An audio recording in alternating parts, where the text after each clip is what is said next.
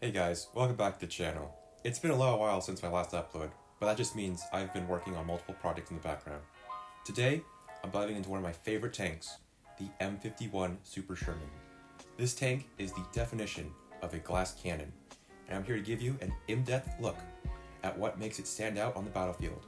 But before we get into the details, I want to touch on why you should consider exploring the Israeli tech tree. Firstly, if you're looking to try a new nation, the Israeli tech tree is a great place to start. It begins at rank 4, which means you can immediately use these vehicles in various challenges.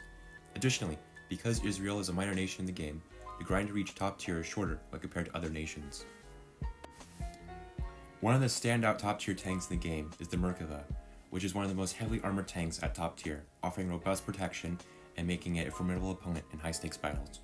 So if you're looking for a tech tree that combines a quick progression with a powerful endgame option, Israel is definitely worth a look.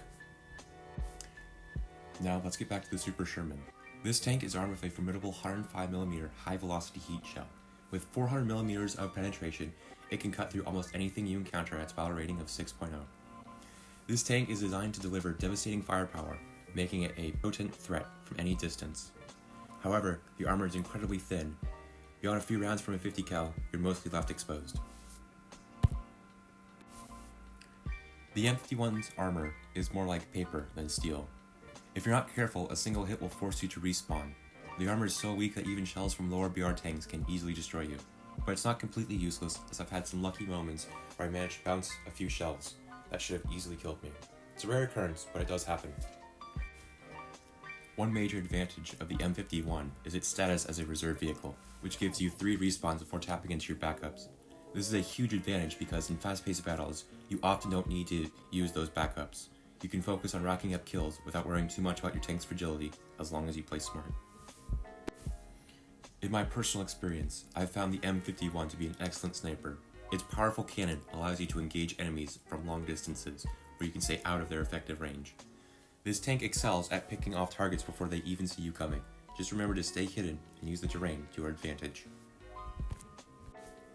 Despite its impressive firepower, the M-51 does face challenges that plague heat shells. These shells can be inconsistent, sometimes failing to penetrate or deal the expected amount of damage.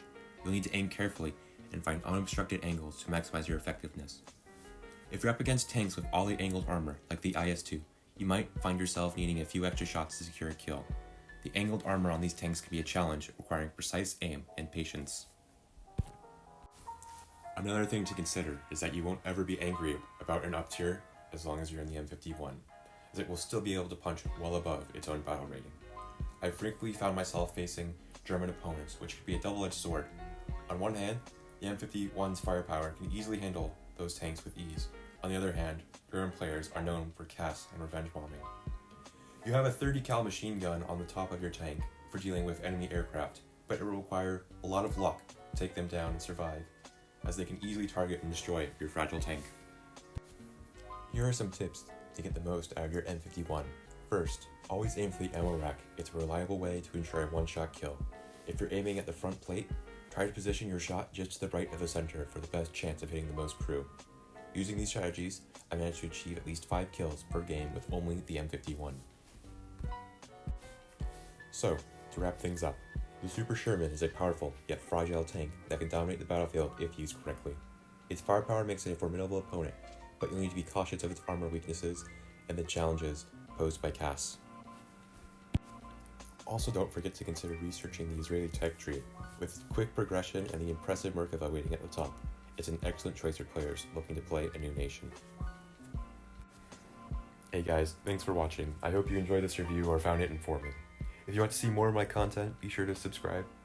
Otherwise, happy hunting, and I'll see you in the next video.